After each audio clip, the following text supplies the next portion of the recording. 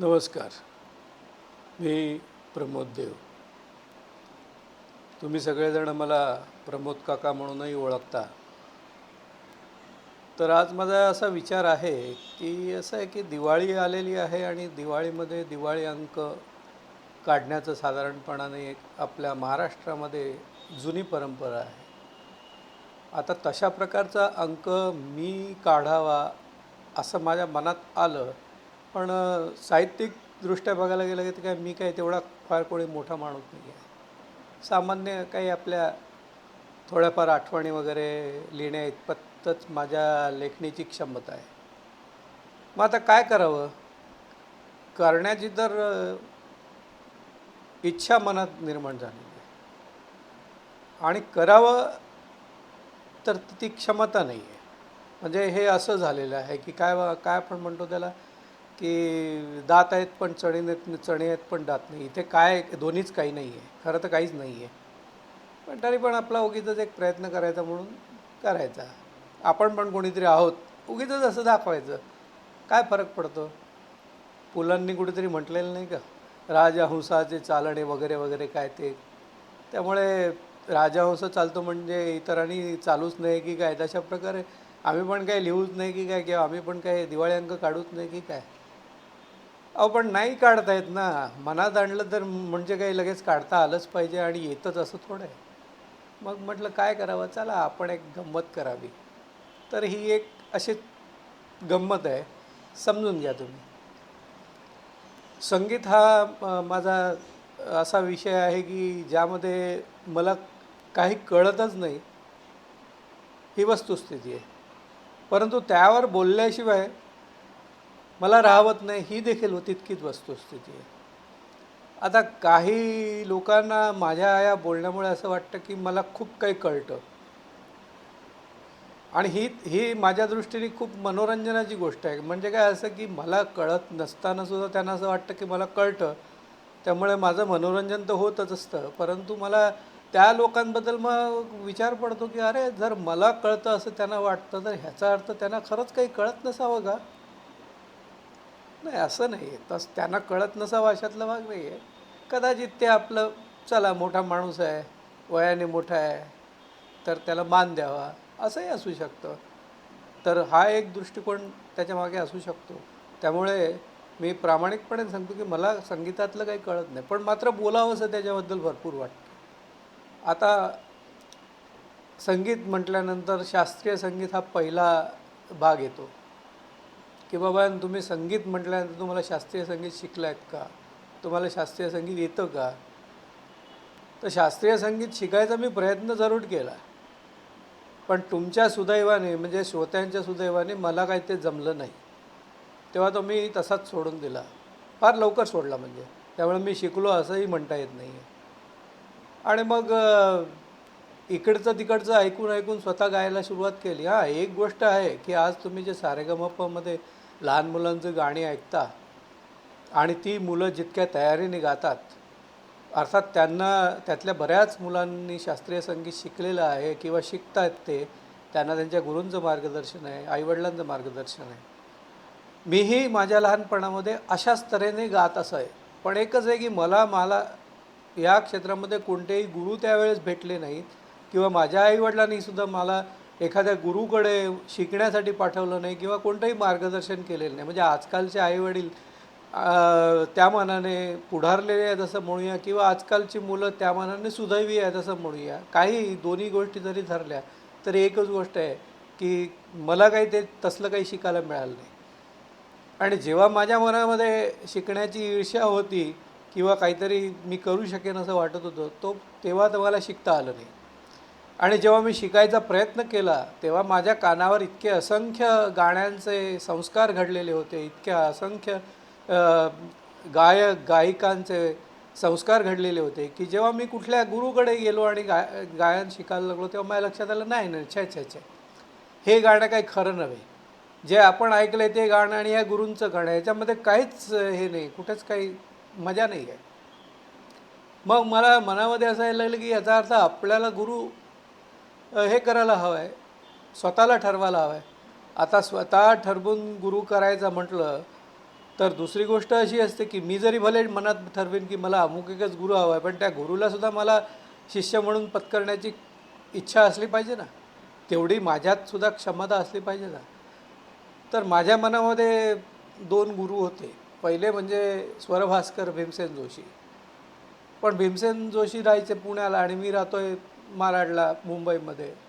तेव्हा त्यांचा आणि माझा योग येण्याचा प्रश्नच नव्हता. त्यामुळे ते एक रद्द झालं. विचारच त्याचा तो सोडून दिला मी. दुसरे वसंतराव देशपांडे, तेही पुण्याचेच. त्यांचंही गाणं मला खूप आवडतं. मी माझ्या गळ्यात बसवायचा खूपही प्रयत्न केला होता. बऱ्याच प्रमाणात मी ते बसवलं होतं. भीमसेनजींचं गाणं पण मी भरपूर माझ्या गळ्यात बसवलं होतं. पण ते बसवणं म्हणजे ती नक्कल झाली. आणि अस्सल आणि नक्कलमध्ये जो फरक असतो तो तो तो फरक निश्चितच होता. त्यामुळे त्या भांडवलावर मला दुसऱ्या कोणी शिकवावं किंवा शिकवतील ही शक्यता नव्हती. कारण कुठल्याही गुरूंकडे गेल्यानंतर त्यांचं म्हणणं असं असतं की पहिल्यांदा तुम्हाला जे येतं ते विसरा. आणि माझं वय असं अडनिळं, साधारण मी 23-24 या वर्षामध्ये शिकण्याचा प्रयत्न केला, 23व्या-24व्या वर्षी. तर त्या काळामध्ये माझ्या कानावर इतके संस्कार झालेले होते की मला असं माझ्या मनात जे दोन गुरु होते त्या व्यतिरिक्त दुसऱ्या कोणाकडे शिकणं शक्यच नव्हतं. कारण त्या तोलामोलाचं गाणं इतर कोणाकडे त्यावेळी नव्हतं. त्यांचं गाणं त्यांच्या क्षेत्रामध्ये नक्कीच चांगलं होतं. ते मला आवडतही होतं, ही गोष्ट खरी आहे. पण तरीसुद्धा मला असं वाटत होतं माझ्या गळ्याचा जो काही बाज आहे त्याच्या हिशोबाने बघायला गेलं तर त्यात भीमसेनजी किंवा वसंतराव या दोघांचंच गाणं माझ्या गळ्याला शोभणारं होतं, असं माझं प्रामाणिक मत आहे. आणि त्यामुळे ते करावं अशा माझी मनात इच्छा म्हणजे होती. पण खरं सांगायचं तर ती दुर्दम्य वगैरे नसावी, कारण म्हणूनच मी पुढे काही केलं नाही. कारण तसं असतं तर लोक आता भीमसेनजींचं जर आपण चरित्र बघितलं तर ते गाण्यासाठी घरातून पळून गेले, चक्क 2 वेळा पळून गेले. अर्थात शेवटी त्यांना जो भेटला तो त्यांच्या गावाच्या जवळच भेटला. हा योगायोगाचा भाग आहे. परंतु तरीसुद्धा त्या मधल्या काळातल्या भ्रमंतीमध्ये त्याने भरपूर काही आपलं गाणं वाढवलं होतं. नंतर ते सवाई गंधर्वांकडे शिकले वगैरे हा भाग आलाच. त्यामुळे ते किराणा घराण्याचे गायक म्हणून ओळखले जायला लागले. परंतु याचा अर्थ असा नव्हे की ते पूर्ण किराणा घराण्याचेच गायक आहेत. त्याने इतर घराण्यांचाही गाण्याचा अभ्यास मधल्या काळात केला. पण तो गंडाबंधन वगैरे हा जो प्रकार म्हणतात तो नव्हता. तर सांगण्याचा मुद्दा असं की माझा गाण्याचा संबंध तसा काही आलाच नाही. मी जे काही गातो हे सगळं उष्टखरकट आहे. आणि उष्टखरकट असल्यामुळे त्याला त्या पंचपक्वान्नांची सर नाही आहे. जे तुम्ही भीमसेनजींचं गाणं ऐकतं किंवा वसंतरावांचं गाणं ऐकतं त्याला ती सर नाही आहे. त्यामुळे अशा तऱ्हेचं माझं जे सामान्य गाणं आहे ते तसं सामान्यच राहिलं. ते असामान्य होण्याची कदाचित असं आपण म्हणूया की ते होणारच नव्हतं, म्हणून तो योग आलेला नाही आहे. तर आता तो योग आलेला नाही त्याच्याबद्दल सोडून देऊ, आपण ते बोलणं सोडून देऊया. पण एक आहे की मला नकला करायची सवय होती. पण त्या काळी मला नकलांमध्ये आवाजही त्या बऱ्याचशा प्रमाणात काढता यायचे. आता ते आवाजही जमत नाहीत आणि त्या विशिष्ट पद्धतीच्या नकलाही जमत नाही आहेत. म्हणजे गाणं जितकं तुम्ही ऐकत जाता तितकं मला असं वाटायला, निदान माझ्या बाबतीत मी असं म्हणेन की अरे पहिलं आपण जे काही म्हणू शकत होतो ते आता आपल्याला म्हणता येत नाही. आता नियमितपणाने गातो म्हणजे मी न्हाणीघरात गातो. मी काही चार चौघांच्यात गात नाही, कारण मी चार चौघांच्यात गायलं तर कदाचित टोमॅटो अंडी वगैरेंचा मारा होण्याची शक्यता आहे आणि मग त्या आयोजकांनाही त्रास होईल. त्यामुळे मी काही असा कोणाला त्रास देणारा नाही आणि मला देण्याची इच्छा पण नाही आहे. त्यामुळे मी आपलं काय गायचं ते आपलं न्हाणीघरात गातो. पण ते जे काही गाणं आहे ते मी इतर पद्धतीनेही गातो. भीमसेनजींच्या पद्धतीने गातो, वसंतरावांच्या पद्धतीने गातो. वसंतरावांचं गायचं म्हणजे थोडंसं किंचित अनुनासिक करावं लागतं. भीमसेनजीचं गायचं म्हणजे थोडासा त्याला आकार देऊन किंवा थोडासा गांभीर्यपूर्वक गाणं, अशा तऱ्हेचं प्रकार आणि थोडंसं घनगंभीर आवाज काढून गायला लागतं. माझ्या आवाजात नैसर्गिक कुठेतरी तो घनगंभीरपणा आहे, परंतु अर्थात भीमसेनजींच्या आवाजात तो तोलामोलाचा आवाज माझा नाही आहे. तो तसा झाला असता जर मी त्यांच्या तालमीत तयार झालो असतो तर कदाचित झालाही असता. पण तो योग नाही आहे. जाऊ दे. आता पुन्हा त्याच विषयावर बोलण्यात काही अर्थ नाही. मी पुन्हा त्याच विषयावर येतो आहे, हा खरा तर माझ्या स्वभावाचा दोष आहे. मला कधी एकाच विषयावर तेच बोलायची सवय आहे. बऱ्याचशा लोकांना ते आता माहिती देखील झालेलं आहे, तरीसुद्धा मी तेच बोलतो आहे. असो. तर आता मी जेव्हा गाणं गायला किंवा शिकायला सुरुवात केली तेव्हा सर्वात पहिल्यांदा मी हा विचार केला की आपण काय करावं. तसं मला गाता तर येते, भले वेडवाकडं असेल काही असेल, तर मग आपण काय करावं, आपण पेटी शिकावी. पेटी शिकल्यानंतर काय होईल की पेटीबरोबर आपल्याला स्वतःला गाता येईल. आता पेटी शिकायची तर त्यावेळेस मी विचार करत होतो गोविंदराव पटवर्धन, वालावलकर किंवा असे त्यावेळेचे तज्ज्ञ लोक होते. पण ते आपल्या आपल्या कामामध्ये आणि कार्यक्रमामध्ये सदैव व्यग्र असायचे, तेव्हा अशा लोकांकडनं काही शिकायला मिळण्याची शक्यता नव्हती. शेवटी माहिती काढता काढता लक्षात आली की गोवा हिंदू असोसिएशनमध्ये राजाभाऊ कोस्के हे त्यावेळी नाट्यसंगीत वगैरे वाजवण्यामध्ये आणि विशेष करून साथी करण्यामध्ये तेही तरबेज होते. तर असे एक गुरु आपल्याला मिळू शकतात, त्यांच्याकडनं आपण शिकू शकतो. म्हणून मी नाव घातलं, सुरुवात पण झाली. सुरुवातीचे जे काही तानपलटे वगैरे असतात ते शिकलो. परंतु मधल्या काळामध्ये राजाभाऊंचा एक दुर्दैवी अपघात झाला, घरातल्या घरात ते पडले आणि त्यांचा पाय मोडला. त्यामुळे त्यांचं येणं बंद झालं. त्यांचं येणं बंद झालं, माझा क्लास बंद, संपलं. मग मी विचार केला, चला आता हार्मोनियम संपलं तर संपलं, मग काय शिकावं, तर चला तात्पुरतं नाट्यसंगीत शिकून घ्यावं. मग नाट्यसंगीत शिकायला सुरुवात केल्यावर जे नाट्यसंगीत शिकवणारे गुरुजी होते त्यांचं गाणं, म्हणजे आता ते नको विसरू संकेत मिलनाचा वगैरे हे गाणं ते शिकवायचे. त्यावेळेस विचित्रच काय वाटायचं. रामदास कामतांचं कुठं नको विसरू संकेत मिलनाचा, नको विसरू, हे त्यांचं गाणं कुठे, आणि ह्यांचं नको विसरू संकेत मिलन, इतकं मिळमिळीत गाणं ते काहीतरी विचित्र वाटायला लागलं. एक तर त्यांची पट्टी वेगळी होती, रामदासांची पट्टी वेगळी होती, आणि मी जे काही कानात साठवले होते काहीतरी विचित्र वाटायला लागलं. अभिषेकींचं गाणं त्यांनी शिकवायला सुरुवात केली. एक ते नाट्यसंगीत नाही आहे, ते भावगीत आहे, परंतु माझे जीवन गाणे, माझे जीवन गाणे गाणे, माझे जीवन गाणे, हे साधारणपणाने अभिषेकींची पद्धत आहे. त्याच्याऐवजी या आमच्या गुरुजींची पद्धत काय, माझे जीवन गाणे गाणे, इतक्या अगदी सहजतेने त्यांनी शिकवत गेली. त्यात ती मजा येईना जी अभिषेकींच्या गाण्यात होती. आता कदाचित असं असेल की शिष्याला शिकवताना खूपच सोप्या पद्धतीने शिकवावं असा त्यांचा विचार असू शकेल, त्यामुळे कदाचित ते शिकवत असेल. पण माझ्यासारख्या व्यक्तीला, जी व्यक्ती कानावरनं इतकं गाणं गेलेलं आहे आणि गळ्यात काहीतरी थोडंफार बसलेलं आहे, अशा व्यक्तीला ते गाणं फार मिळमिळत वाटायला लागलं. त्यामुळे मी तोही नाद सोडला. कारण गुरुजींच्या लक्षात आलं की या व्यक्तीला काय आपण गाणं शिकवू शकत नाही आहे, आणि हा काय आपण म्हणतोय तसं गाणं म्हणत नाही आहे. त्यामुळे त्यांनी सांगून टाकलं की बाबा तुझा रस्ता पकड, तू काय माझ्याकडे शिकू शकत नाही आणि मी काय तुला शिकवू शकत नाही. संपलं, आमचं गाणं तिथेच संपलं. त्या दिवसापासून गाणं शिकणं बंद. मग काय आहेत आपलं न्हाणीघर, तेव्हापासून आम्ही न्हाणीघराचे अगदी मुख्य गवई या नात्यानेच आम्ही गायला लागलो.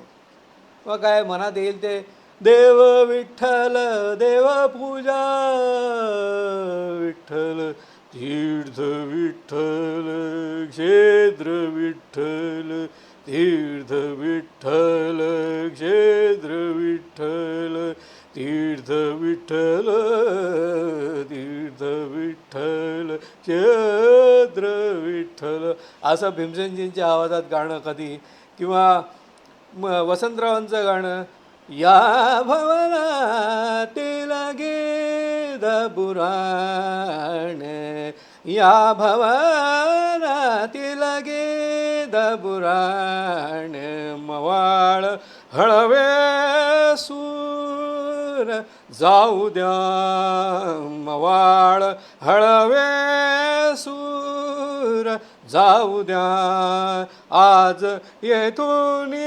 दूर, अशा तऱ्हेचे प्रयत्न चालूच होते. अर्थात त्याच्यामध्ये अगदी पुरेपूरपणा आणि नेमकेपणा येणं कठीण होतं. कारण माझा एक फार मोठा दोष असा आहे की मला तालाचं अजिबात ज्ञान नाही. मला राग कळत नाहीत. मला रागांची नावं भरपूर माहिती आहेत, मला तालांची नावं माहिती आहेत, पण ताल नेमका कसा आहे, गाण्यामध्ये तो कसा आहे, एखादी गाण्याची ओळ गाताना तो ताल नेमका त्या त्या तालामध्ये ती ओळ कशी बांधली गेली ह्याचं मला अजिबात ज्ञान नाही आहे. मी किती वेळा गायचा प्रयत्न जेव्हा जेव्हा करतो, मी एखाद्या गायकाचं गाणं चालू असताना त्याच्याबरोबर जेव्हा गातो तेव्हा मला लक्षात येतं की मला त्यावेळेस तो कुठे समेवर येतो हे कळतं. पण तेच गाणं जर मी गायला लागलो स्वतंत्रपणाने तर ती सम मला कधीच दिसत नाही. आता हा काय प्रकार आहे मला कळत नाही. त्यामुळे माझं गाणं जरी माझ्या दृष्टीने खूप चांगलं असलं तर ते श्रोत्याच्या दृष्टीने तेवढं सुश्राव्य असेल असं मला वाटत नाही. त्यामुळे मला ते पुढे गाताच येत नाही आणि गाणं सुधारत नाही. आता काय करावं हा प्रश्न माझ्यापुढे नेहमीच पडतो. पण तरीसुद्धा मी काय हे सोडत नाही. हल्ली माझ्यामध्ये एक नवीन किडा, म्हणजे तो किडा जुनाच आहे पण हल्ली त्याला पुन्हा एक हे मिळालेलं आहे, संधी मिळालेली आहे. काय असायचं की गाणं माझं ऐकणं चालूच असायचं. निरनिराळ्या चाली, निरनिराळ्या रागातल्या चाली वगैरे ऐकून ऐकून कानावर इतका परिणाम झाला की एखादी कविता बघितली की मला असं वाटायचं की आपण ह्याला चाल लावावी. आणि मी त्याला चाल लावायचं सुद्धा. काही एक चाल तर मी अशी लावली की रम्य ही स्वर्गाहून लंका. आता मला ते गाणं आठवत नाही आहे, परंतु त्याला मी ही चाल लावली होती. आता ही रम्य ही स्वर्गाहून लंका हे गाणं नेमकं कशात आहे हे मलाही माहीत नाही, म्हणजे कोणत्या रागात आहे आणि त्याच्याशी काही देणं घेणं पण नव्हतं, कुठल्याही रागात असू दे. पण ते गाणं, तीच कविता मी त्या पद्धतीने केली होती. आम्हाला आमच्या एका गुरुजींनी कविता शिकवली होती आणि ती कविता अशी ती, जा हसत खेळत बाल निर्झरा आनंदाने गात. ही एवढीच ओळ मला आता आठवते. पण यांनी अशा चालीवर आम्हाला शिकवल्यामुळे मला असं वाटायला लागलं की एरवी कसं आपल्याला जर आता शिक्षक शिकवतील, जा हसत खेळत बाल निर्झरा आनंदाने गात वगैरे वगैरे असंच शिकवणार. ते तुम्हाला चालीत वगैरे शिकवणार किंवा आपल्या विशिष्ट चाली असतातच, हिरवे हिरवे गार गालीचे हरित तृणांच्या मखमालीचे वगैरे वगैरे अशा चाली असतात. या पारंपरिक चाली आहेत. ह्याच्या पलीकडे कोणी त्याला संगीताची चाल लावून कोणी शिकवत नाही.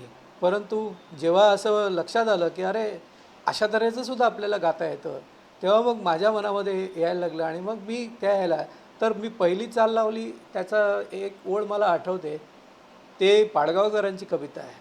पहिल्या हिरव्या तृणपात्याचा आज हसे सत्कार. पहिल्या हिरव्या तृणपात्याचा आज असे सत्कार. पहिल्या हिरव्या तृणपात्याचा आज असे सत्कार. अशा तऱ्हेची ती होती. आता पुढची चाल आठवत नाही, कारण पुढचे शब्दच मला आठवत नाहीत, त्यामुळे आठवत. पण अशा तऱ्हेची चाल मी रचली होती. आणि हे चाली रचण्याचं पुन्हा एकदा हल्ली आलं की माझे एक मित्र आहेत संगीतकार, तुम्ही त्यांना खूप चांगल्या तऱ्हेने ओळखता, विवेक काजरेकर म्हणून आहेत. तर त्यांच्याशी बोलता बोलता असंच काहीतरी गंमत झाली. ते म्हणाले, बरेच दिवस झाले हो, हल्ली काही ही चाल मला लावायचे, अमुक एक दिवसात द्यायचे, पण वेळ नाही मिळत. तर म्हटलं अहो मला द्या ना, मी लावून देतो, तुम्ही काय. हे असलं आपलं गमतीत बरं का. आणि त्याने खरंच दिलं, अर्थात त्यानेही गमतीत दिलं, घ्या लावा. आणि मी लावली चाल आणि म्हटलं घ्या, लावली मी. ऐकल्यावर म्हणाले, अरे वा, हे यमनमध्ये आहे. आता मला यमन का चमन काय कळतं, म्हणजे यमन हा राग आहे मला माहिती आहे. रागांची सगळी नावं अगदी मी घडाघडा म्हणून दाखवेन. तुम्हाला वाटेल अरे वा काय या माणसाला माहिती आहे. खरं काही माहीत नाही आहे, मला फक्त नावच माहिती आहेत. त्या पलीकडे माहीत नाही आहे त्या रागांमध्ये संवादी काय आहे, वादी काय, आरोह काय, अवरोह काय वगैरे वगैरे काही काडीची माहिती नाही आहे. हे सगळे तांत्रिक शब्द मला माहिती आहेत, कारण माझं वाचन असल्यामुळे ते मलाही माहिती आहे. पण ते माहीत असले तरी प्रत्यक्षात हा भाग नाही मी सांगू शकणार की हा वादी आहे, संवादी आहे, याचे हे स्वर आहेत, काही सांगू शकणार नाही. आणि दुसरी गोष्ट अशी की तुम्ही एखादी चीज मला गाऊन दाखवली किंवा एखादं गाणं गाऊन दाखवलं तर त्यातला राग कोणता आहे हेही मी नाही सांगू शकत. त्यामुळे त्याने जेव्हा सांगितलं अरे वा हा यमनमध्ये झाला आहे, म्हटलं, मी म्हटलं वा वा छान, अरे काय काय कमाल आहे, मी आपला काहीतरी रचलं, मला आवडलं ते, आणि ते यमनमध्ये चक्क झालं. म्हणजे म्हटलं वा काय हरकत नाही. त्याच्यानंतर मी आणखीन काही चाली लावल्या.